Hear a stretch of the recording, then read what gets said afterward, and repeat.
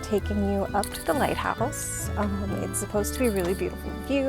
That's what I'm gonna go do this afternoon. Naturally, I'm cutting it a little close because they close in like 15 minutes for like entry, then they're open like another half hour for people there. Just heading up this like steep little like rocky path now. And should be making it just in the nick of time. If you want to go see the lighthouse, definitely wear tennis shoes. It's not like the easiest path.